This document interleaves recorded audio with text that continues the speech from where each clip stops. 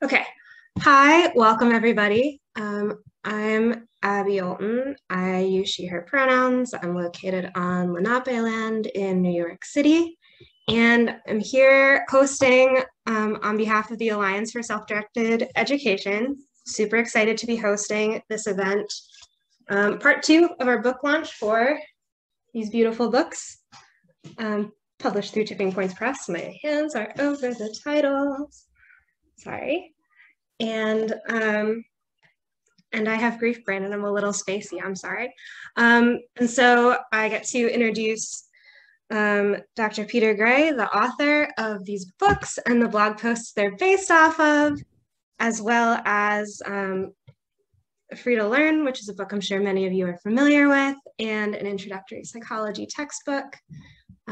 He's done some cool work with other nonprofits and co-founded the Alliance for Self-Directed Education, which has the mission of increasing awareness and accessibility of self-directed education for young people and families around the world, which is pretty cool. And this week, we also have Paikea contributing to our session, and she's the illustrator of the gorgeous cover for Mother Nature's Pedagogy. So we're gonna start, I'm gonna turn it over to her to start, and then Peter's gonna share some and talk about the books, and then we'll have time at the end for questions. And so please have questions for us. Hi everyone, I'm Paikea, the illustrator for the cover of Peter Gray's book, Mother Nature's Pedagogy. Since this illustration is based on my life and my memories, I want to start off by telling you my unconventional educational story. I have been a self-directed learner my whole life. My mom went to a Montessori school when she was a kid and believes in self-directed learning and that it's good for kids. But people around me kept asking me when I was going to go to kindergarten when I was little, and I have always loved learning. So when my mom explained to me that preschool was school for babies, I immediately asked to go because I thought the goal of school was to learn. My mom never found a preschool that would work, but when it came time, I happily jumped into kindergarten class. After a few weeks in the Spanish immersion program at my local elementary school, they gave a handout of the Spanish vocabulary words we were supposed to know by the end of the year. I already knew all of them. Not only that, but I would put all my energy and enthusiasm into the mindless activities they used to keep us busy. My mom looked at the older kids at the school and saw that eventually I would realize it was all pointless and I would lose my natural curiosity and spark. When she asked if I wanted to leave school, I told her I wanted to leave after macaroni and cheese day, the very next week. So that's what we did. I was always raised as if my opinions mattered and as someone who could think for myself. For the next 6 years, I was happily homeschooled. I played soccer, did 4 very different kinds of dance, gymnastics, I wrote musicals, wrote stories, played games, went to math circle and scratch game programming class. I did nature journaling, took improv classes, all with my wonderful friends. I was very busy. At least once a week, I would go to Park Day, a bunch of homeschool families getting together in a park. We kids would all run off and organize our own games and activities, happily playing in the park for hours. Our parents were there when we needed them for snacks, perhaps, but mainly we were free to do as we liked, playing Mafia or Ninja or Nerf Gun Wars or whatever weird kind of tag someone thought up that day. When we finished whatever we were doing, someone always had another idea of what to do. When we couldn't agree on a game, I, with the help of my friends, organized a blind vote. I'm a fan of democracy. It was, in short, really fun. Through my math club, Berkeley Math Circle, we heard about this new place called Proof School. I thought, school? I would never go there. School is dumb. It's for boring and kids don't really learn anything and they hate it there. Not for me, thanks.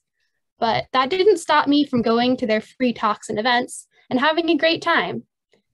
Even when I started the application process, I thought it was just to be able to spend a little more time there, visit for a day, not actually go to school. But I really loved it there.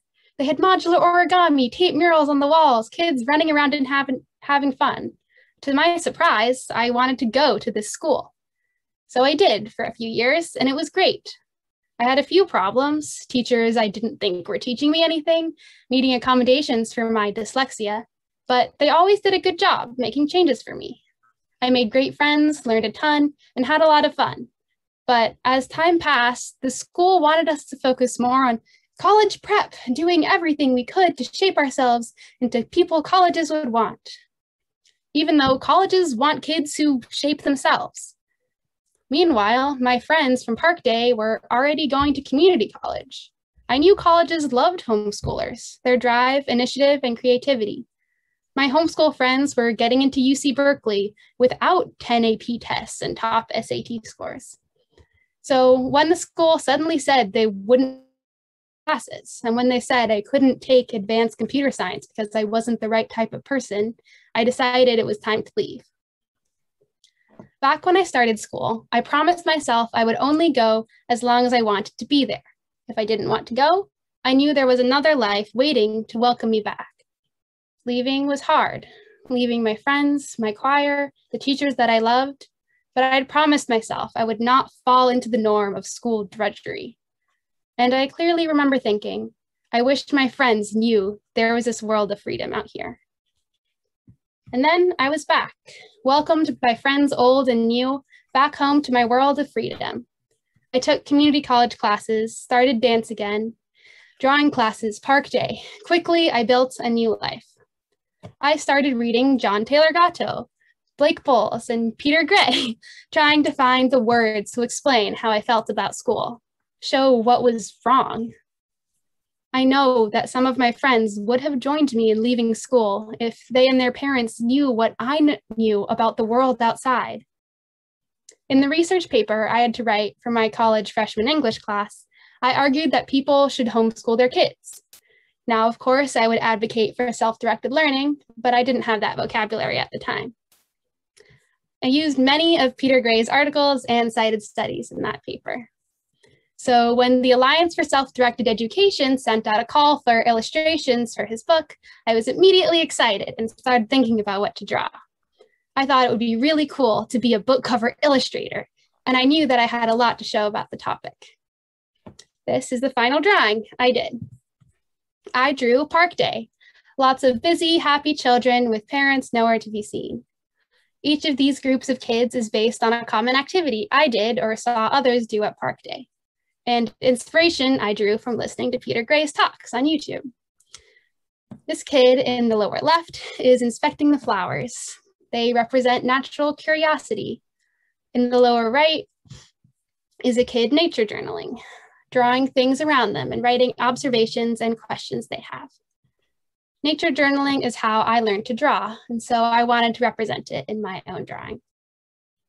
Just above is a girl in a tree talking to a younger kid, helping them climb up too. The last thing I want to mention before I go is my continuing work with Tipping Points Press. Sometime last year, the editor of Tipping Points Press, Alex Cost, told me Tipping Points was planning to publish a children's picture book. I did a sample illustration for one of the pages, and he and the author, Jenny, loved it and agreed to work with me. So that's a super cool project I've been working on this year. And it's all thanks to this work I did on the book cover. So thank you, Peter Gray and ASDE, for this opportunity. I hope all of you will spread the word about self-directed education, maybe by giving someone this book.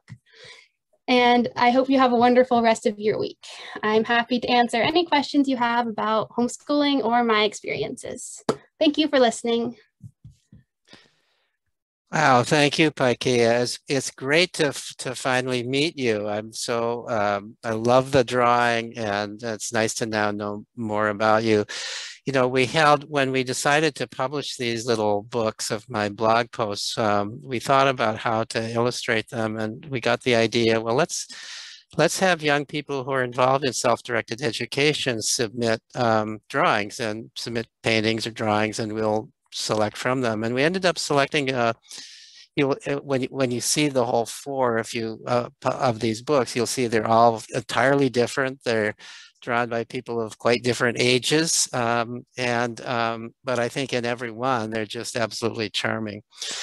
So, so I'm going to take it over from here for a while, and then we'll go back to questions and discussion. And if Paikea is still on then, she's volunteered to be somebody to be addressed with such questions when we get there.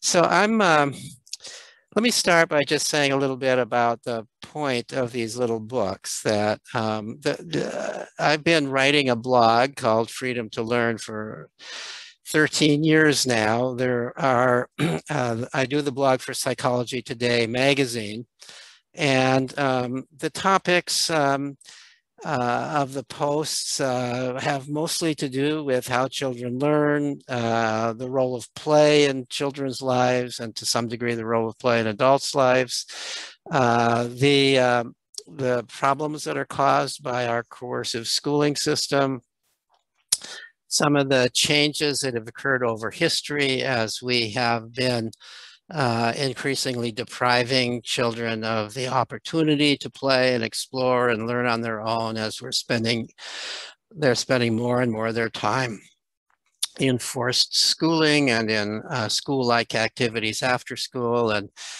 I've documented a lot of the psychological consequences of that, increased anxiety and depression, and so on and so forth. So people at various times have suggested to me that it would be nice if we could bring together the essays into little books arranged by topic. There are something like 194 different essays, and if you go through the whole table of contents of my blog post, you could find them all. But it would be very difficult if you said, okay, I want to look at all the blog posts that have to do with the biological underpinnings of self-directed education. You'd have to go through all 194 and make inferences from the titles as to which ones would pertain to that. So what we've done is we've drawn out by topics the essays that are relevant to that topic and put them together in these little books. Our ultimate plan has been to create more books. We've got 8 planned, but we thought we'd start with 4.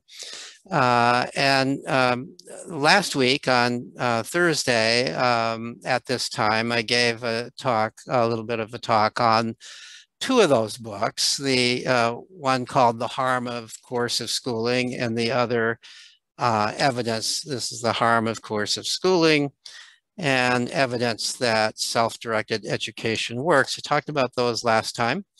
And today I'm going to talk about this one with this wonderful cover, Mother Nature's Pedagogy, subtitled Biological Foundations for Children's Self-Directed Education. And I'll talk about this one, How Children Acquire Academic Skills Without Formal Instruction. There was also, so one purpose of the books was to make these blog posts available, organized by topic. And a second purpose was to help support the Alliance for Self-Directed Education. So these little books are published by the publishing company of the Alliance called Tipping Point Press.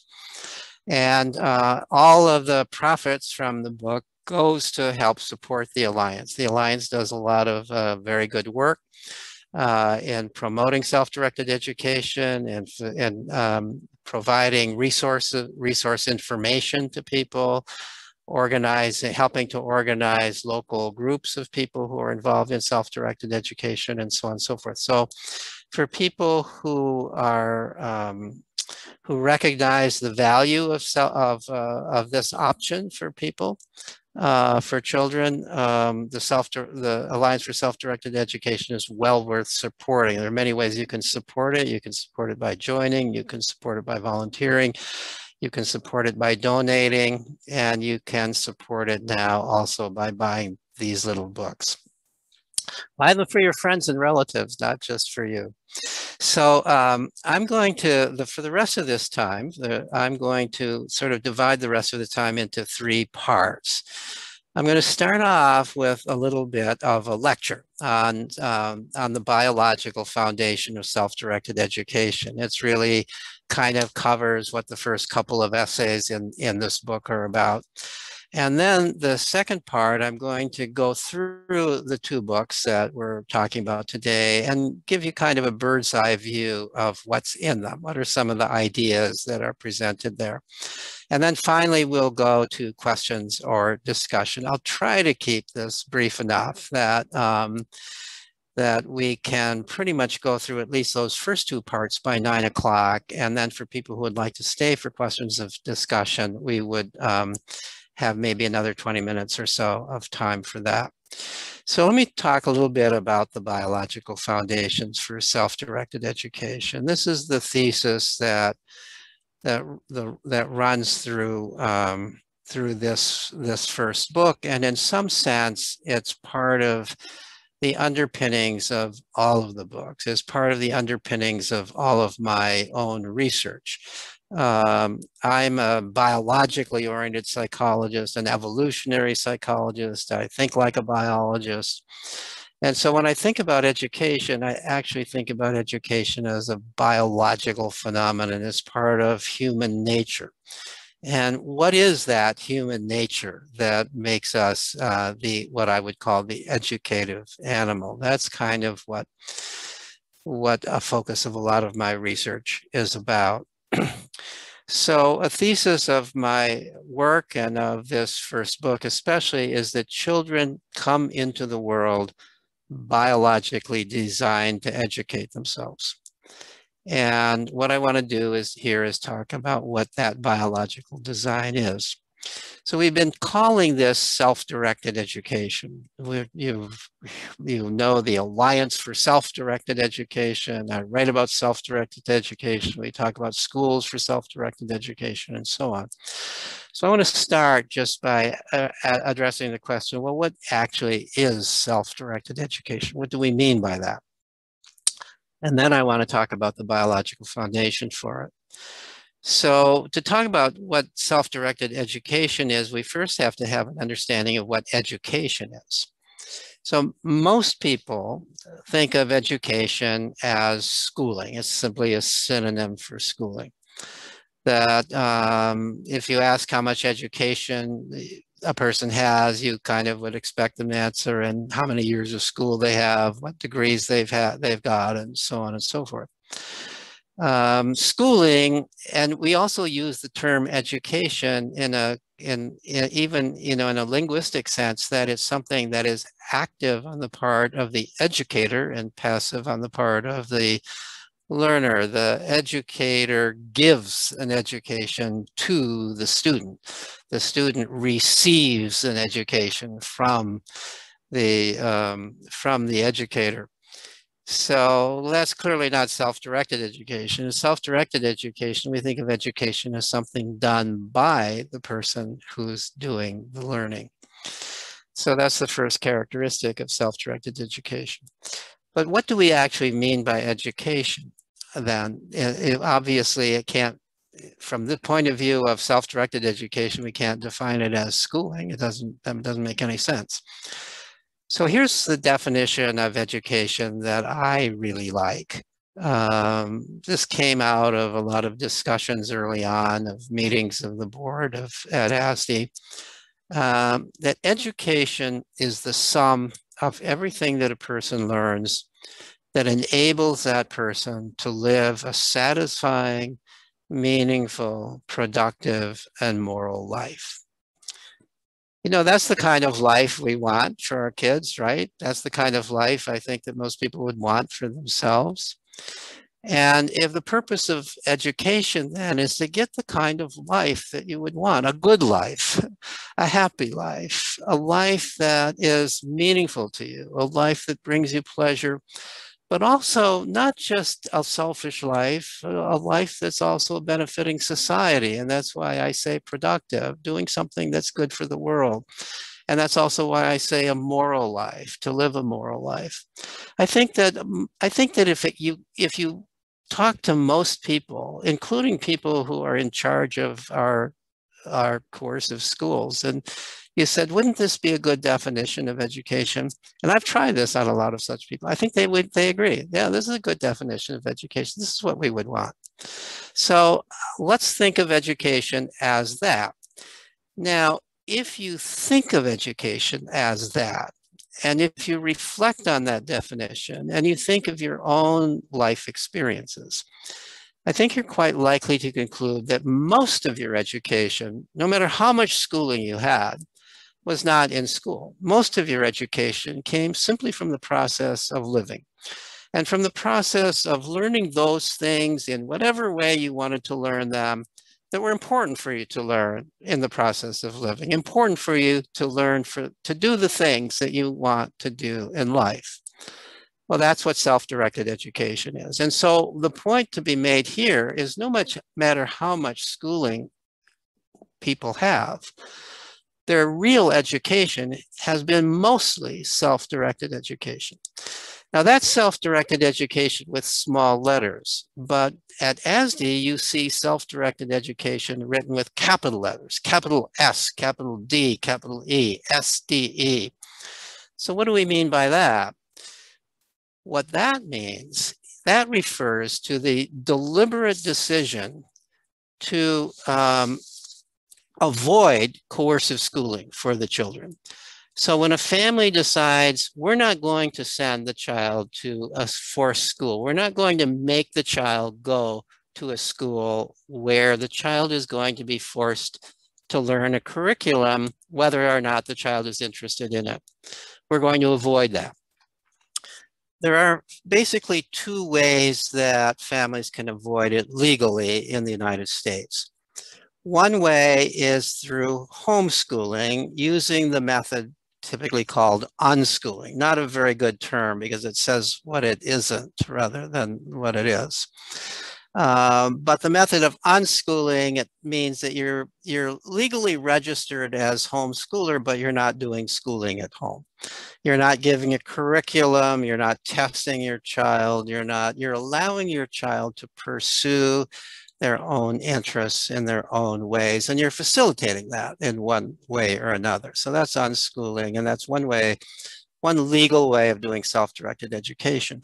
Another legal way, which sometimes is simply an adjunct to unschooling, and in other cases is much more than that, is to enroll your child in an institution, a school or a learning center that is designed for self-directed education, where there's no imposed curriculum, where there's no testing, where children can pursue their own interests in their own chosen way, and they're free to learn whatever they want at any time they want. And in fact, you know, one of the things we use this term learning, but kids rarely think of themselves as learning. They think of themselves as doing things. So it's better to say where they're free to do what they want to do. And in the process of doing, of course, you're always learning. You're learning what it is you need to learn in order to do the things you want to do.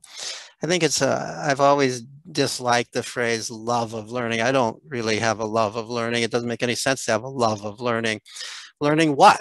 You know, I would love to learn this in relationship to what it is that I want to do, but I'm not that interested in learning that. So this kind of abstract notion of a love of learning doesn't really fit with the idea of self-directed education. That's a digression. So so at any rate, that's what self-directed education is, and that's what that's in some sense what all of these books, in one way or another, are about. So now I want to talk about when I say that children come into the world biologically designed for self-directed education, what do I actually mean? What is that design? And it's really no mystery. It really is kind of obvious. Anybody who's observed children recognizes that children have certain instinctive drives. All children have these drives unless they've had some kind of very serious brain damage or had these drives quashed out of them in one way or another. that children everywhere are curious. They're extraordinarily curious. They begin as soon as, within hours after they're born, they're already exploring the world around them. Researchers have shown this. By the time they can move, why are they moving? They're moving in order to explore their environment.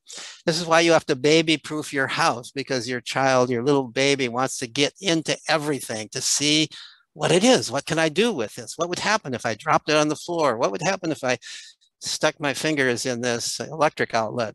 You know, babies are fascinated by everything. They want to try everything out. They want to see how things work. This is human curiosity, and sometimes it gets killed later on, unfortunately. But if we don't kill it, this curiosity continues on through life. It becomes more sophisticated in some ways, and exploration takes on different processes. But we're all curious. And we end up being curious as we get older about different things, and that's wonderful, because we want people to have different kinds of knowledges, different kinds of skills, and so on and so forth. That makes for a more interesting and diverse society than if we all knew the same things. So that's curiosity. So curiosity is how children learn about the world, how they develop an understanding of what's around them. Complementing curiosity is playfulness. So there's two parts to education. There's acquiring knowledge. Curiosity is how you acquire knowledge. And there is learning skills, being able to do things. Play is how children learn how to do things. Play is the drive to practice new skills and use those skills creatively. Children don't think of it that way. They're just having fun. But in the process of playing, they are practicing skills that are very important for human beings everywhere to learn. Anthropologists who've studied play throughout the world report that everywhere that children are free to play hours a day, not the little tiny bit of play that many children are allowed today, but free to play hours per day, many hours per day. They play in all of these ways. They play in physical ways, and that's how they develop strong bodies and graceful movements. They play at risky activities, climbing trees and diving off of cliffs and all kinds of things that their moms would not want them to do if the moms were watching. And why do they do that? Because that's how they develop courage. Turns out other young mammals also play in risky ways, and it's an extraordinarily important and valuable way of playing for learning how to manage fear. They play with language. Nobody teaches children their native language. Oh my goodness, at some point we're probably going to have a curriculum for teaching children how to talk, and then they'll never learn how to talk, right? Children learn how to talk on their own. It's always self-directed. They learn how to talk, and it's always playful. The first cooing and babbling of infants is playful. They're playing with the sounds that they hear around them. And when they begin to use their first words, they're used in every case. The researchers who study this say the first words are used in a playful context. They're just used in play. They're not used to ask for anything. They're just used in play. And as children get older, they continue to play in more sophisticated ways with language and develop a real ability to use the structure of the language that they're growing up with. They play with games with rules, with implicit or explicit rules. We're the animal that has to follow rules. We can't just behave in accordance with instinct and whim. And how do children learn to follow rules? They learn to follow rules by playing games that involve rules. They also learn how to create rules, because when children play together, they make the rules for what they're playing very often. So this human requirement that we have to follow rules to live in a human society, whether they're explicit or implicit rules, is something that children everywhere throughout the world practice in play. We are the animal that's capable of hypothetical thinking, and hypothetical thinking is basically imagination. Imagine that this is true. And then what else has to be true? Children are playing that with that kind of thinking all the time, even little children in their fantasy play. You know, let's pretend that there's a troll under the bridge. This is imagination. And oh, if there's a troll under the bridge, we better not go under the bridge. That's hypothetical deductive reasoning. Piaget said that children can't do this until they're 11 or 12 years old, but we see little children who are 3, 4, 5 years old doing all of this all the time in the context of play. They can think hypothetically, at least when they're playing. And this is how they practice this kind of sophisticated thinking. They play at building things. We're the animal that constructs our environment. Children all over the world play at building things. They build different things depending on the society that they're in. And they play with the tools of the culture. Anthropologists find that children are drawn to the tools of the culture. In our culture today, what are children drawn to? Computers, of course. You can't help, if you're growing up in our society, but realize if there's one tool that I better learn how to master, it's the computer, because no matter what I'm going to do in this world, I'm going to have to know how to use computers. Children in a farming society are drawn to farming instruments. Children in a hunter-gatherer society are drawn to bows and arrows and digging sticks and so on and so forth. And no matter how else children are playing, they want most of all to play socially with other children, because the most important skill that human beings have to learn is how to get along with other people, how to compromise, how to make friends, how to cooperate, how to negotiate, how to assert yourself when you need to assert yourself, but also how to be protective of the other person, on how to be attuned to the needs of the other person, because all of these are required in social play. If you can't do this, nobody's going to play with you. And so the fact that in play, children are free to quit, they'll stop playing with you if you don't do these kinds of things, that's high motivation for children to learn these social skills, and they do learn them in play. So that's playfulness. A third characteristic, I'll try to be a little quicker on the rest of these, is sociability. So we come into the world curious, we come into the world playful, we also come into the world drawn to other people. And part of our being drawn to other people has to do with wanting to know what other people know. So children are curious about everything, but they're especially curious about other people. They're curious about what they do. What do the people in my world do? And what are they like? What are they thinking? What do they know? What do they know that they could tell me? So this is sort of natural teaching. Children, first of all, they learn probably more not by being taught in any direct way, but by overhearing what older people are talking about and by watching what they're doing. But at some point, as they acquire language, and if they feel comfortable enough, they begin to ask questions of older people and engage in dialogue. And this is the way that people naturally learn from one another. Nobody wants to be force-fed some knowledge from somebody else, but we all want knowledge from other people at the time and place that we want it. And so self-directed education doesn't mean you're not learning from other people, but you're just learning from other people in a natural way through conversations, through asking questions, through engaging in back and forth dialogue.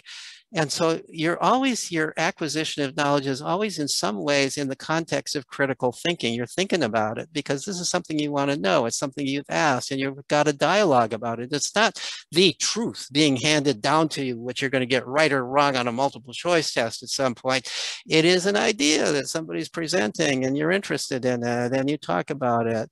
That's the way that learning occurs socially if you are involved in self-directed education. And then a fourth drive that is part of the educative instincts of children and human beings general is the one that I call willfulness. Children are willful. You know, it used to be that was regarded as sinful. That had to be beaten out of children. They had to learn how to obey and not talk back to their parents and not talk back to certainly not talk back to teachers. So and it's still the case that willfulness, all these drives get you into trouble in school, by the way, but willfulness especially does. But willfulness is an extraordinarily valuable drive. It is the drive to take control of your own life. Children at some deep level in their DNA know that even though they're highly social, even though in some sense they're always going to be dependent on interactions with other people, that dependence has to be on their own terms. That dependence, they have, at the same time that they're in some sense dependent on other people, they also have to be independent. They have to be able to be in charge of their own life. They don't want to be servants to somebody else or slaves to somebody else. They want to be in charge of their own life. That's human nature. We all want that. And so when little 2-year-olds start using the word, no, I'm not going to do that. No, they are already asserting their willfulness. Or when you start to help a little child and the child doesn't want your help, the child wants to do it himself. Or maybe the child asks for a little help, but you start giving more help than the child wants. No, the child doesn't want that extra help. The child wants to do everything that he or she can do for themselves. So that's willfulness. That's part of taking charge of your own life. Now, I could go on with other drives. I sometimes talk about planfulness and so on and so forth. I sometimes talk about simply the drive to be an adult. Peter Pan, the child who wanted to always be a child, that's an adult fantasy. No child wants to always be a child. Children imagine themselves as adults. They see themselves as becoming adults, and that's part of the education drive. They want to do the kinds of things that will allow them to become adults, and they pay attention to adults, because part of paying attention to adults is to get an idea of what it's like to be an adult. They see there are different ways of being an adult, and what's the right way for me, and so on and so forth. So those are the drives. That's what I mean when I say children come into the world biologically designed for self-directed education. And what I want to point out here is that all of these drives are quashed at school. You can't pursue your own curiosity at school. There's no way that this could happen. With all the different kids in the class, everybody's going to be curious about different things. You'd have to have an entirely different kind of school. It would have to be a school that, like the school that are designed for self-directed education. It would have to be a school that doesn't test the children, because otherwise you'd have to give a different test for everybody. And why do that? Why even bother with it? Everybody's on a different trajectory if they're following their own curiosity. So curiosity is disruptive. The teacher is trying to teach this. The child who's curious about that is disrupting the class. And so curiosity has to be quashed. Play, of course, is, if it occurs at school at all, is regarded as recess, a break from learning, not learning itself. There's learning, which is work, right? Work. And then there's play, which is a separate thing, which is really just the idea, well, kids have to play so that they refresh themselves so they can come back to the serious task of their schoolwork. Sociability is cheating in school. Kids want to, by nature, they're cooperative. They want to help one another. They want to get help from one another. But if you do that, that's cheating. It's all about, you're supposed to do this yourself. You're supposed to learn all this stuff and remember it and yourself, and you're supposed to write your own essay and so on and so forth. And it's also in a very competitive mode, who can get the highest grade and so on. Children are not naturally competitive that way. They naturally kind of want to cooperate and help one another rather than compete. But we turn school into one grand competition. So you can see why people who understand the natural drives for education would not want to send their children to a coercive school, because it suppresses those drives. It can even cause those drives to atrophy. It can even cause people to lose a lot of their curiosity, so that they've even lost it for when they've done school, to lose their playfulness, to lose some of their sociability, to lose some of their willfulness. So they become followers of other people. They look for gurus or leaders and so on and so forth, because they don't feel confident about running their own lives. And so this is why people choose self-directed education with capital letters and avoid coercive schooling. I'm looking at the time, and I am going to go on now to the second part. I'm going to try to do this fairly quickly of what I said I would do. And that's to go through these two books and give you an idea of what's in them. So the first one, you've already seen the beautiful cover of it, Mother Nature's Pedagogy.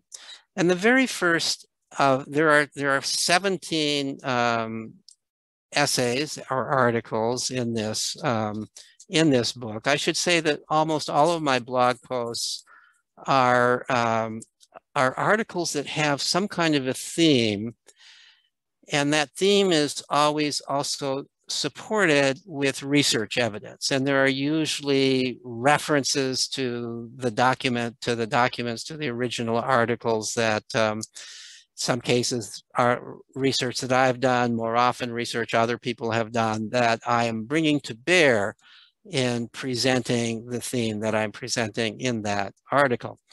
So the first one in this book is the Biological Foundations for Self-Directed Education, and I just gave you a talk on that. That's what the first of the essays in this book is. Then the second one is called Minimally Invasive Education Lessons from India. Some of you may recall from some years ago, it's actually now more than 2 decades ago, hard to believe, that Sugata Mitra in India did this study in which he made computers publicly available to children who had never seen computers before. This was in the 1990s, before home computers were everywhere. And to street children who weren't going to school, children who were in some cases illiterate, and so on and so forth. And in one of the worst slums in New Delhi. And what he found is when he made these, all he did was make the computers available, and he would say, you can play with them. That's all he said. And what he found out is that within weeks, the kids had taught themselves pretty much everything there is to know about the computer. And he argued that for every computer he made publicly available, an average of 300 kids became computer literate with nobody teaching them anything. The kids would make these discoveries and then share them with one another. The reason I present that essay here is because it illustrates how the first 3 of those educative instincts that I describe in the first essay come together. The children are drawn to this computer because of curiosity. They explore it to find out what it can do because of curiosity. Once they've explored it, they play with it. They play with its various functions. They become good at using it. They become skilled at using the computer.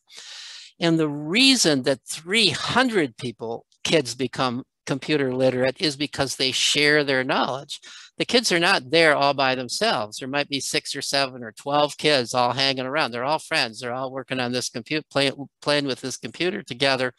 And some of them have friends in another group, and they let the other group know, hey, there's this computer, and let me show you what we can do with this computer. And so they are spreading it because of sociability. So that example of Mitra's work shows how in a setting where children are capable of using their own resources for learning, playfulness, curiosity, playfulness, and sociability come together such that this amazing capacity for learning explodes. Nothing like that ever happens in school. The third one is called The Natural Environment for Self-Directed Education. And in this, I talk about, so what is it that adults need to do to facilitate self-directed education? What adults do, adults don't educate, but what adults do is they provide the environment. They have the power and ability, one would hope, to provide an environment in which children can educate themselves. And what is that environment? What do children need? And just to summarize very, very quickly, I go in some detail here. I make the case based on observing of successful unschooling families, based on observing successful centers and schools for self-directed education, and also based on research in hunter-gatherer bands where all children are educated in a self-directed manner. What are the conditions that facilitate? And I'd argue that they need a lot of free time. They need access to a number of adults, a variety of adults who have different kinds of skills and who care about them and aren't going to intervene, but are happy to answer questions and be helpful. They need to be in a safe environment where they aren't worried constantly about their physical well-being.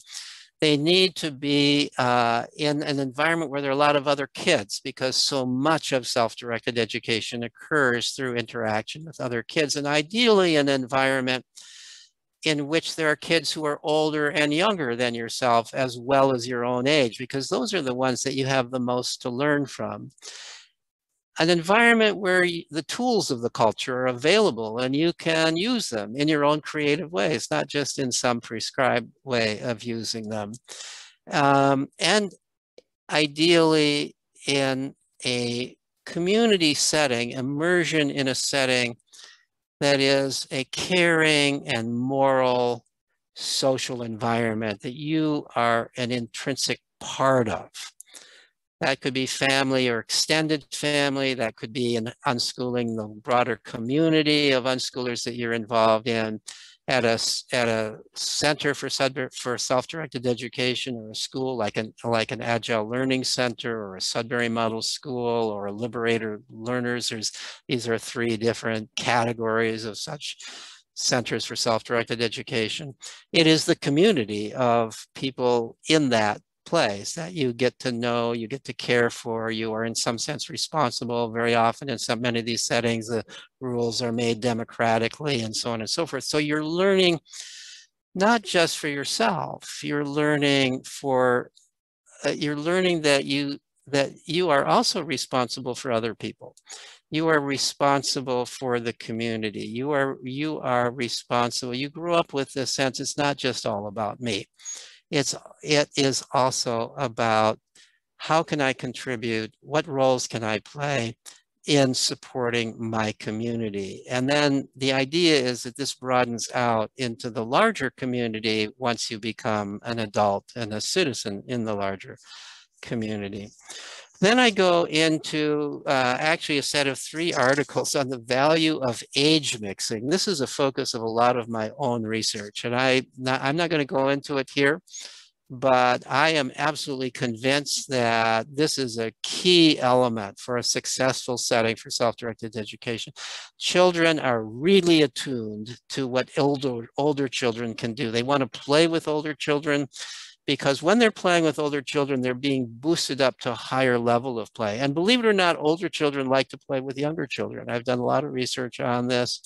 Older children also, some people worry that older children will bully younger children, but my observations, and there's actually other research showing the same thing, that older children actually become nicer when younger children are around than they are when there aren't younger children around. And they become nicer not only to the younger children, but to one another. There's something about younger children that tends to bring out the nurturing instinct. And so that's part of what this is about, but it's also about how older children serve as models for younger children, how in some ways younger children serve as models for older ones, because younger children often have this high energy and creativity that helps the older children maintain their high energy and creativity. So it goes both ways. Older children are learning are being motivated to do creative things at an age when the rest of the world at that age may feel like, oh, I'm too old to paint or to play with clay or to play fantasy games and so on and so forth. But because there are younger children around, older children are doing these things, and they're continuing to learn in very important ways by doing that. So there's a lot of advantage to age mixing, enough that I've devoted 3 essays to that topic. Actually 4 essays now that I'm looking at it. I have then a chapter, an article on teaching, on natural teaching, and I've already commented a little bit about that, and so I'm not going to say more about it right now. And then I have an article called The Joy and Sorrow of Rereading Holtz, How Children Learn. Many of you probably know who John Holt is. He died premature. He died at a too young age in 1985, but he wrote some wonderful books about education and children. He's the one who coined the term unschooling, for better or worse. In my mind, the best of his books was How Children Learn. And I reread that when it came out in a new edition fairly recently. And this is an essay on some of my thoughts about really John Holtz's brilliance and the insights that he had about children's learning. One of which, by the way, is something that I already said. I've kind of stole this from Holt, and that's that children don't set out to learn. They set out to do, and learning is a side effect. Don't ask a children, what did you learn today? Don't ask children that. That's a kind of a nasty question. You know, ask them, what did you do today? You may or may not get an answer. They may not want to tell you, and that's fine, but you're more likely to get an answer if you ask that question than if you ask, what did you learn today? So then I have a couple of essays, several essays really on young children. One of them is titled, Toddlers Want to Help and We Should Let Them. There's actually research showing that little toddlers naturally want to be helpful. But in our society, we usually don't allow them to because we think they're just going to slow us down. They're not going to really be helpful to us. But in some other societies, they accept that help because they realize that this is how the children learn how to actually be helpful. And then by the time they're older, they really are helpful in everything from helping to clean the house to doing some of the tasks related to maybe your actual work and so on and so forth. Children want to do this. That's part of how children's natural ways of learning. They want to join into adult activities, including adult work. And if we don't allow them to do that, then by the time we might want them to help us, they don't see that as anything interesting to do. We might have to bribe them to do it if we're going to get them to do it at all, and then they may do it reluctantly. There's an essay here on how children learn bravery in an age of overprotection, and this is really about how important it is that children be allowed to play in risky ways, what might look to us to be dangerous ways, because that's how they learn bravery. That's how they develop courage. There's an article here on the culture of childhood. I'll leave that to you, but I'll just say that the culture of childhood is something that sociologists used to write about, because you could go into any neighborhood in the United States or Europe and other places that people were doing these studies, and you could find a culture of childhood. You would find that children, independently of adults, had their own culture. Children were outdoors. They were interacting with one another, developing they were developing their own culture, which is in some sense parallel to the adult culture. This also occurs in hunter-gatherer bands. And my argument is that this is a natural way for children to learn, which we have kind of destroyed in our world because we don't allow children out to play extensively anymore without adult interference. And the adult culture of childhood requires that adults not be there. To the degree that we have a culture of childhood at all today in the United States, it occurs online. Children can escape to some degree adult surveillance when they are online with other kids, and thank goodness for that, because without that, we would not have this independent culture in which children are trying out ways of being, in which they are learning how to be within a cultural context as a way of preparing themselves. Ultimately, this is not how they think of it, but they are preparing themselves ultimately for entry into the adult culture. And then I'm not going to not go through the rest of these. I think you've given you enough of a hint of what's in this book. And I'm going to be much more quick about this other book, How Children Acquire Academic Skills Without Formal Instruction. I'm not going to go into the detail I just did now because I want to leave time for questions and discussion. But this is really a book about how children learn to read when they're not formally taught to read, how children learn mathematical concepts, get interested in those concepts, how they acquire mathematical concepts without being deliberately taught. I also have some articles in here showing how deliberate teaching can actually interfere with the actual understanding of mathematical concepts. There's a number of essays related to that. So for example, one of my essays describes a research study that was done in the 1930s by the superintendent of schools in Manchester, New Hampshire. He had been touring the elementary schools and quizzing the kids with fairly simple story problems that involved numbers, and he was appalled by how bad they were at coming up with the answers to them.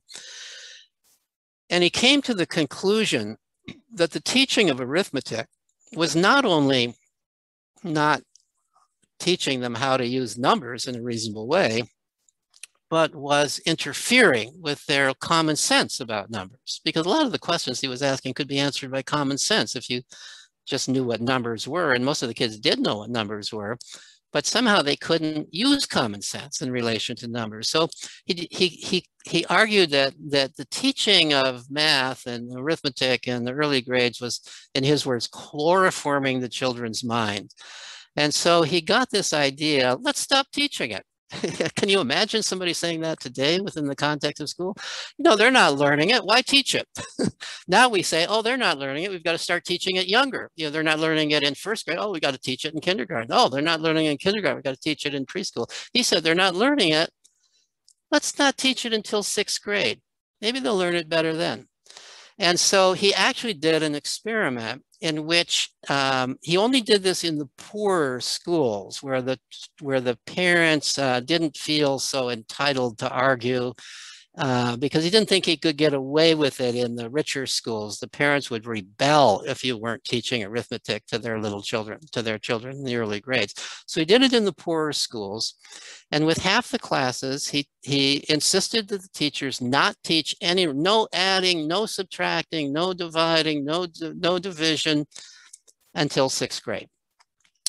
And he had a graduate student from Boston University come up and test all the children at various times, both with story problems, which are kind of involve mathematical reasoning, and with just adding and subtracting and multiplying, dividing numbers in the usual school-like way where it's kind of all set up for you. And what he found was that those children, when they were tested before sixth grade, at any of the grades up to sixth grade, those children were not being taught any arithmetic were better at the story problems than those who were being taught arithmetic. Not only were they better than the kids in the poor schools, but they were even better than the kids in the rich schools on story problems. Why were they better? Because they weren't being taught arithmetic, which was interfering with their thinking in a logical manner. Then in sixth grade, they started teaching arithmetic. The kids learned it all very quickly. By the end of sixth grade, they were every bit as good as the other sixth graders in doing standard school arithmetic, and they were still better at story problems. Well, I'm elaborating on this, but I love this experiment because it illustrates so many things that are relevant to self-directed education and also relevant to the harm we do in schools. We have this idea that children only learn by being taught. And because it's so important that they pass these tests, we teach it in such a superficial way. And this is still true with teaching. We're not teaching arithmetic any better now than we did then. In fact, in some ways worse. And we're still chloroforming children's minds when we teach them. I used to teach statistics for psychologists at Boston College, and this is a pretty high level school, and the kids presumably got all A's and for the most part in their arithmetic and mathematical classes. They didn't know what they were doing. They didn't remember any of it because they never really understood it. They learned memorized procedures, and they weren't any good at story problems. I would test them at it even then.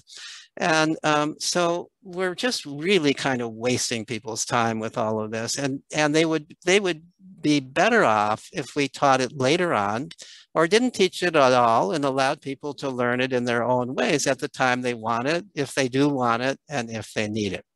That's the only one I'm going to elaborate on. But there are also essays in here based on surveys that I and other people have done on how children in self-directed learning learn to read. Just a hint, they learn to read at a whole range of different ages. Some learn to read at age 4, which is true for everybody. There are always kids who learn to read before they start school. There are some kids who don't learn to read until they're young teenagers. And yet by the time they're older teenagers, you wouldn't be able to know the difference between those who learn to read early and those who learn to read late. The kids who learn to read late, for the most part, just aren't interested in reading. They've got plenty of other things to do. Their minds are being occupied. They're into this, they're into that. But at some point, everybody finds a need to learn to read in our society, which is literate society. And everybody learns to read. Well, I've even more recently done research on kids diagnosed with dyslexia who are then taken out of school, and then they learn to read once they're out of school. And why do they learn to read? According to the parents' reports, it's largely because the anxiety has been reduced. What the parents realize is that much of what's called dyslexia, I don't want to say all of it for everybody, but much of what gets diagnosed with dyslexia is really a learning block that's been created by school that is really an anxiety situation about learning to read. You can't learn anything well if you're anxious about it. And school makes you anxious, and it makes some people more anxious than others in relation to learning. If you're a little slower than the others and you have to read out loud in front of other people, that's the kind of situation that creates learning blocks. So I'm going to bring that to a close, and now we've still got some time for people who would like to stay, at least, but of course some people may need to leave, and that would be of course fine. But let's open it up to questions and comments and discussion. Thank you, Peter. Real quickly, while I set all the settings so people can start asking their questions, would you be willing to say a few words about the facts and fictions of summer slide? Oh, yeah. That's a very live conversation right now. Yeah, well, this also pertains to the point I was just making about math too, and it certainly pertains to the issue of what's happened with COVID also, because we've had some people kind of away from school for a period of time.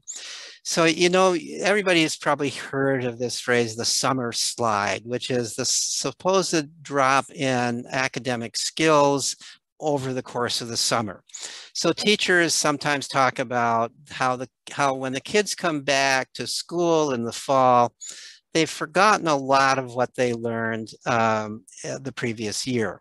And so time is wasted training them back to acquire those skills they got the previous year. When I first got interested in this issue was a time when, believe it or not, in Boston, there was a group of people who were arguing, a group of high-level people with some authority, arguing that school should go through the summer so that you wouldn't get the summer slide. People wouldn't forget all that stuff if school went through the summer. To which my first reaction was, well, if the learning is so shallow that you forget it in the summer, or it's so unimportant that you forget it in the summer, aren't you going to forget it when you finish school anyway? And maybe the implication should be that everybody has to stay in school their whole lives so they don't forget the stuff that they learned in school. There are these kind of absurd conclusions from it. But it also led me to ask the question, because I'm a researcher, I'm a scientist, I want to know what's the evidence. So people talk about the summer slide. Is this just anecdotal? Is there really a summer slide? Has this been documented? In what subjects does it occur? So it turns out there's not a whole lot of actual controlled research on it, but there's some. And most of it was done a fair number of years ago. And almost all of it pertained to two kinds of skills: reading and arithmetic or math. And every study that I could find on reading showed either no drop or, more often, an increase in reading skill. And in some of the studies, reading skill actually increased more in the summer than it did during the school year. And again, to me, that's not all that surprising, because a lot of kids read it. It's an opportunity to actually read and read what you enjoy reading. And reading improves when you read what you want to read as opposed to what somebody else is making you read. Where the drop occurs that people have documented is in arithmetic. And it can be a fairly significant drop, but it turns out that every study that showed a drop in arithmetic was testing arithmetic in the usual standard school-like way, where you have to use the algorithm that was taught to you by your teacher in order to add a column of numbers or multiply numbers by one another, or do long division, or multiply one fraction by another. You had to follow the procedure and get the right answer, kind of as it was taught in school. So I found, if I remember correctly, 3 studies. The essay will correct me if it was more or less than 3 studies, but I seem to remember it was 3 studies that actually tested arithmetic in 2 ways, just like that superintendent tested arithmetic in 2 ways. One way was the standard school way. The other way was more like story problems. Do you understand what you're doing? So it'd be questions like, if you need to paint a room and the room is such and such dimensions and a gallon of paint covers so many square feet, how many gallons of paint do you need to buy? Things like that. Those are the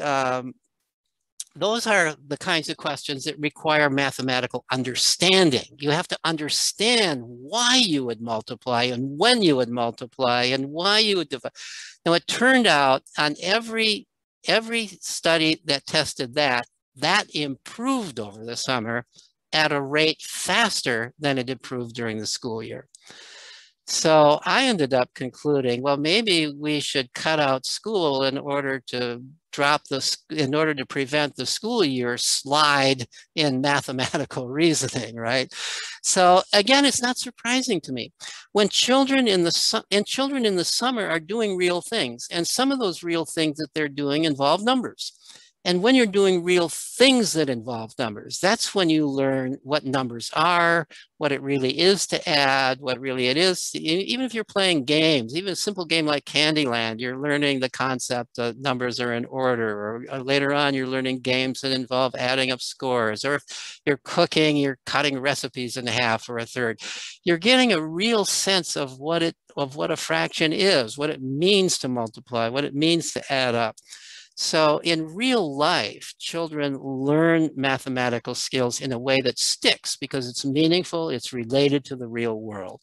When they're learning school math, they're learning it in a way that doesn't stick because it doesn't pertain to the real world, and they're being taught it and learning it in a way that they don't really understand what it is. And very often, there's actually research showing this, very often the teachers don't understand. They know the procedure, let's say for long division, but they don't know why that works. They know the procedure for multiplying 2 fractions by one another, but they don't know why you would ever do that or why that procedure works. There are actually studies of teachers showing they don't know that. Large numbers, most of them don't know that, who are teaching it in elementary school. Some, maybe the teachers in high school, I would hope, know that. But the teachers, they're not mathematicians. They don't know math any better than the typical person in our environment. And they learned math in school in this artificial, memorized way, just like most other people did. Wonderful, thank you. And you've got 3 questions on Stack already. So the first one is about how adults can contribute to creating the best environment for self-directed kids and be minimally invasive. And I feel like actually you could both speak to that. Probably. Sure. Well, so let me say something about it, then, Pakia, I'd be very interested in your thoughts about that. But so I kind of talked about that briefly, that there's an optimal, there are a set of conditions that I think optimize self-directed education. And those conditions don't always naturally occur. I mean, it used to be that you could just send kids outdoors and there are other kids to play with. People knew their neighbors. You were likely to know a number of adults. You were likely to be able to be integrated into the larger community. That's not so true in our world today. We're kind of a group of isolated people. Isolation is not good for self-directed education. You need to get out of that isolated world. And there's various ways to do it. One is if you have the opportunity to.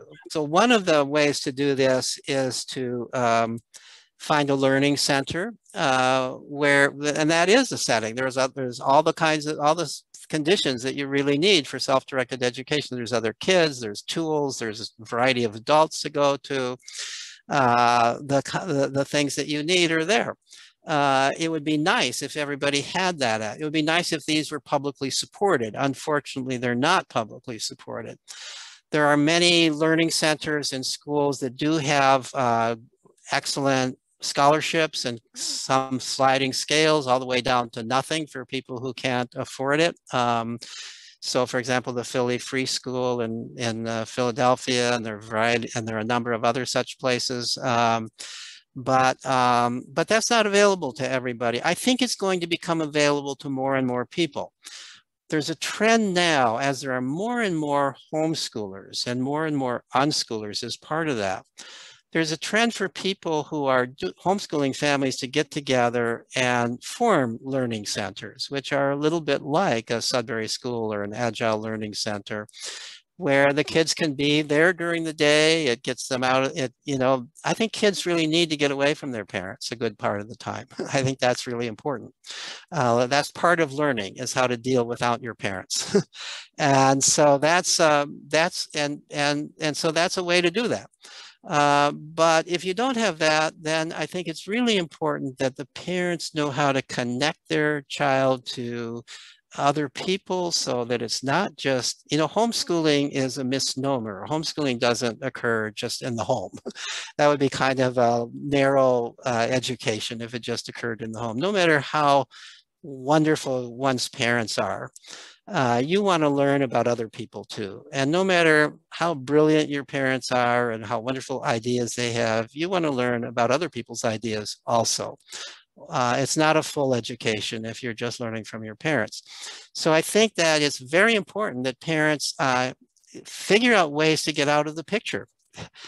Figure out ways to at least not be in the picture all the time, so that kids are learning to be independent. Kids are being exposed to other ideas. Kids are being exposed to opportunities for learning that may not exist within your home. I'm going to turn it over to Paikea, who's experienced this in some more direct ways than I have. Yeah, you talked about most things, but like all of those activities I mentioned earlier, my mom found them for me and she brought them there. Like, they were all things I wanted to do, but like parents can help find opportunities for kids and help them by giving them rides when you can't drive or things like that, and doing research when I'm not old enough to use a computer and stuff like that. That's the main thing I could think of. Yeah. Great. I'm going to skip to a more recent question and then backtrack a little, because this one kind of ties in with that one. Okay. There's a parent asking about, the question specifically is about a 10-year-old who doesn't demonstrate curiosity in a way that's super recognizable to the adults. And so if you have any insight or input on what does curiosity look like in like neurodivergent and neurodiverse learners? Or if it's not recognizable from outside of them, is there research or things we should know that would help us like have more faith that it's still part of who they are? Yeah, you know, that's a question that I'm asked very regularly, and I have to always begin by saying I am definitely not an expert about autism. I know something about it, but by no means an expert, nor have I interacted over significant periods of time with people who have been diagnosed with autism. There's a little story I can tell that may be useful. I was observing in a Sudbury model school, and I think it was one of the schools in Texas, but I don't remember for sure.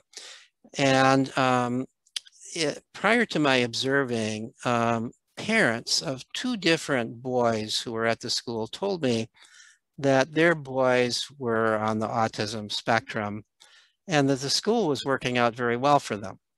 And I was interested in that because my hunch would have been, well, maybe it wouldn't work out well because maybe they would really need a lot of extra help that such a school isn't prepared to provide. And I am aware of situations where a child who's very far out on the autism spectrum, so that they really have no interest at all in other people and they really don't explore or play at all, that are where I've seen parents try to put their child in such a school and it hasn't worked. But these boys were not so far out on the autism spectrum, but they were in the category. They had very narrow range of interests. Both of them were really into computer play, and that's pretty much all they did. But as I was watching them at the school, they were on their computers, as they would be. And what I observed was, and they weren't paying attention to other kids. That's just part of autism, that you're not, whether it's fear or whether it's, you know, I'm not an expert enough to know exactly what it is, but I've heard people with autism talk about panic in relationship to other people. So being in the computer is kind of a safe way to be there with other people around. They're doing what they feel comfortable doing and what they're doing well. But what I observed was that other kids would come over and look over their shoulder and start asking these kids what they're doing. And the other kids were really impressed by the sophisticated things that these two boys were doing on their computers. And they began talking about it. And interestingly, the kids diagnosed with autism began answering. And now you had conversation going on. You had social experience going on in a way that is safe, relatively safe and comfortable for the person with autism. So that person is being drawn out. I don't think it's deliberately being drawn out by the kids who are trying to draw them out. I think that the kids were genuinely attracted to these kids because they were so good on the computer. So whether or not that story is helpful or not, I don't know. But this is my observation of one instance, one school with two kids on the autism spectrum, where according to the parents, it was working out well. According to the staff members, it seemed to be working out well. And by my observation on that one day, I could see a mechanism by which it might be working out well. It would be interesting to know by now, over time, this was three or 4 years ago, where those kids are. Have they been drawn out? Are they more social now than they were then? Are they have their interests broadened because of their experiences at the school? I don't know the answers to that. Okay, thank you. And I'll just add that Crystal Bird Farmer at Gastonia Freedom School, I'll put her name in the chat. She's an autistic woman and a mother and facilitator and runs a self-directed center in Gastonia, North Carolina. And her daughter is also on the spectrum, so she would be a person to talk to. So next question is, do you have favorite materials for inspiring young folks in a SDE space? I'm not sure I understand the question. person specifically says that they've got like a game cabinet and rock and mineral center with microscopes, and they're wondering about other inspiration for other fun things. Okay. Well, let me tell you, so I have been most of the kinds of centers for self-directed education I've been most involved with are Sudbury model schools. And the way it works there is the school never buys anything unless the students ask for it. So they don't assume that, oh, if we buy microscopes, people are going to be interested in microscopes. They don't assume that if we have this and that, everybody's going to be interested in that. They respond to interests. They do have, there are some things I have to say that they had right from the beginning. They had a lot of books on the shelf. People donated books. There are books everywhere in the school. And there's a playroom, there's toys, and there's some sporting equipment. But they didn't get anything like microscopes or those kinds of things. Microscopes came when there were kids who really began to want to look at pond water or to do those kinds of things. It came after the interest and the demand for it. And then so the way it works at Sudbury School is kids have to make the case that it's worthwhile spending some of the school's money to buy this equipment that we would really like the school to have. They have to make the case, and sometimes they even have to play some role, maybe even just selling cookies or something like that they make to play some role in helping to finance it. So that's the way a Sudbury school works. I can tell you a story, for example, because I first began observing the Sudbury Valley School way back before the era when the home computer was common. And I can tell you how computers first came into the school. There was a kid who came to the school at age 13. He, by his own account, had flunked out of public school. I'm not sure if it's possible to actually flunk out of public school, but he claimed he had flunked out. And he came to Sudbury Valley, and somehow he had an interest in computers. And nobody at the school knew anything about computers. They didn't have a computer. And the way the Sudbury Valley School works is they have what are called corporations, which are interest groups. So, for example, there's the Sports Corporation, which is the kids who are really interested in sports, and they lobby the school meeting to buy, basketballs and to improve the basketball court and to get other kinds of sporting equipment. There was at the time when I was involved in photography, this was before iPhones, a photography corporation, and they lobbied for a dark room and so on and so forth. Well, this kid, by talking to some other kids, he formed at the age of 13, the Computer Corporation before they ever had any computers.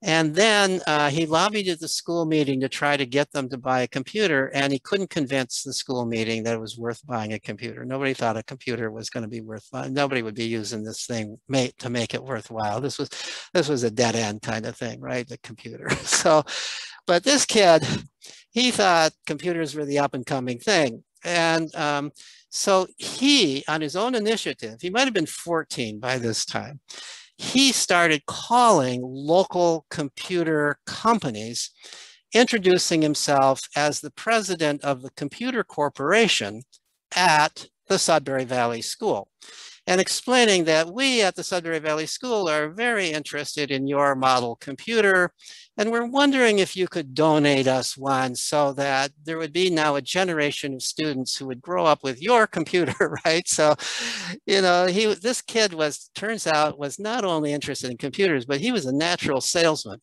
He got several computers donated. He learned how to use them. He taught other people how to use them. He taught the staff how to use them. At the time that I met him, he was 22 years old. I met him when I was doing a study of the graduates of the school. He was 22 years old. He was the president of his own software company, which at that point was doing multi-million-dollar business. And he told me that one of his clients was the school district that flunked him out. So, that's a long story from a short question, and it probably veered off from the initial question. But the point I'm trying to make really is that I think it's generally a mistake to anticipate what children will be interested in. It's better to find out what they're interested in and then get what they need to pursue their interests.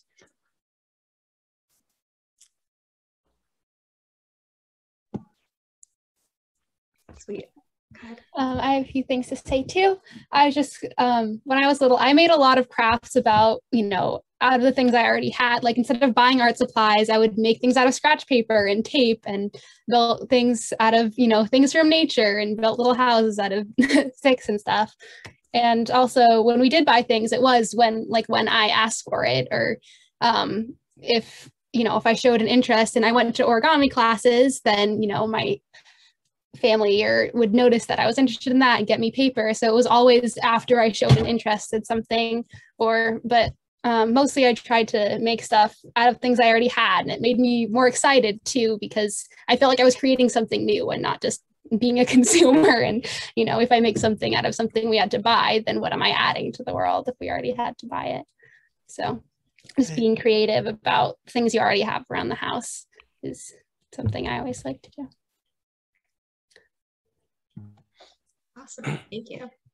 We're at 9:31. Do you have energy for one more? I have the energy for it and the time for it. I don't want people to feel that they have to stay, but anybody who has another question or two, I'm happy to stay a little longer. Great, okay. We had two different questions, both asking for good introductory resources. So if you have favorite books or videos for folks who are new, parents specifically who are new to the concept of self-directed education, other than, of course, the two from tonight, the two from last week. Whoops. Yeah, so I'll very immodestly suggest Free to Learn as one book, but more modestly suggest, any of John Holtz books, which are really classics, which lay these things out. But there's now many books. There's a lot of books, and I'm even hesitant to suggest one over the other. So, for example, Akila,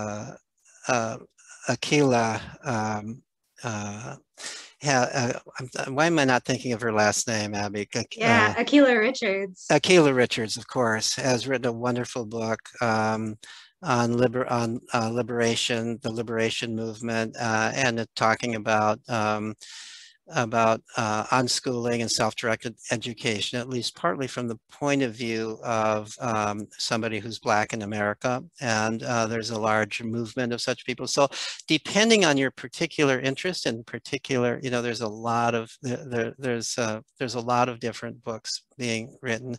I would say the best resource for finding out these books is the resource directory at the Alliance for Self-Directed Education. You can find lists of such books there. You can look online once you see the titles of the books to see which ones to read. But so, for example, if you are interested in possibly joining a democratic school, there are several books written by people who have founded democratic schools. Jim Reitmelder has written a wonderful book called When Kids Rule the School, about the school that he's involved with. And there are numerous books written by homeschooling moms and people who have studied homeschooling.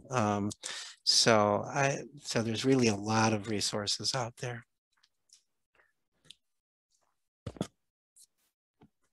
Okay, do you have any favorite SDE books or videos or resources? I don't know, Peter Gray's stuff is pretty great. I'm not what to say. Yeah, there's lots of, I like Akila's stuff too. I just listen to a whole bunch of different things whenever I'm drawing for this cover for my children's book. But those are definitely two things that I like too. Great. The question was not for me, but I will add that Akila's book is about to be available in Spanish. And will be available in both print and ebook format. There's a question in the chat about Peter, your book's being available in the Apple bookstore. I'm going to look into that. I'll ask the publisher, because my understanding is that Alex would know about that. Yeah, so I mean, do please buy the books from the Alliance, because that way you're helping to support the Alliance for Self-Directed Education more than if you buy it elsewhere. I mean, you could buy it from Amazon, but not so much of the profit goes to the Alliance for Self-Directed Education if you buy it there. If you buy the books there. My understanding also, I haven't checked recently, but my understanding also is the Tipping Point Press, which is the publishing company of the Alliance, is if you buy all 4 books, there's a little bit of a discount. So, so think of yourself, if you buy those books, think of yourself as you're not only doing yourself a favor by getting the books if you turn out to enjoy them or to be able to use them to help persuade other people about these things, but you're also helping to support the Alliance for Self-Directed Education. Just a couple quick books. I'll put that discount code and the link to the bookstore and some of these resources all in the follow-up email to this. But Trina Green Brown has a great book that's solid for introductory stuff. Mia Birdsong and China Martins have good books for new parents. And they talk too about like finding your other people to be doing SDE with, so you can build that social age mix community that Peter was talking about, whatever your resource situation is.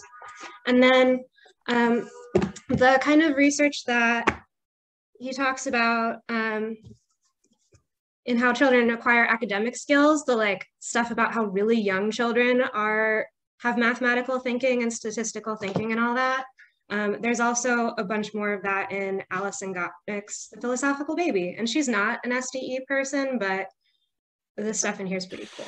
Alison Gopnik, by the way, is a renowned researcher into child development, and particularly how children develop an understanding of the world. She also has a book called, a more recent book called The Gardener and the Carpenter, which is advice to parents, which I think is very sound. It doesn't go quite as far as self-directed education, and she unfortunately doesn't talk much about schooling and how schooling violates the basic principles she's talking about in that book. But in terms of advice to parents about how to think about being a parent, I think it's actually quite a wonderful book. The idea of thinking, so, you know, she says the common approach, the mistaken approach of parenting today is sort of think of yourself as a carpenter. You're shaping your child, you're creating your child in the form that you want the child to be. And it's better to think of yourself as like a gardener. You're planting the seed, you know, and you're providing kind of an environment, and then it grows. You know, you can't make it grow this way or that way. It grows, and if it's your child, you love the consequences regardless of how it grows. And so that's kind of her thesis in that. It's much more well presented than I just did now. She also points out, by the way, I just used the word parenting. She points out that the word parenting came into being kind of only in about the 1970s or 80s. Before that, nobody ever talked about parenting. And she talks about parenting as to parent is a terrible verb. She says it's a great noun, but a terrible verb. A parent is a person. A parent is a person in relationship to somebody else, just like a wife is a person in relationship to somebody else, or a husband is. But we don't talk about wifing our husbands or husbanding our wives, and we shouldn't talk about parenting our children either. I think that's really such a great point. It's a relationship. We're in a relationship with our child, and our job as a parent is to get to know that child, to be in a good relationship with that child, to learn from that child, to provide situations where the child might learn from us as we go along. But what we've done is we've created this concept that being a parent is a job. Parenting is a job. And she says that's a big mistake. It's not a job, it's a relationship. It's an idea worth thinking about. Excellent, thank you. So there's questions about exposure and questions about jobs. We're at time. Yeah, we probably ought to draw it to a close now. These have been great questions, and wonderful to meet you, Paikea, and thank you, Abby, for doing such a good job of organizing this, and thank you all for coming.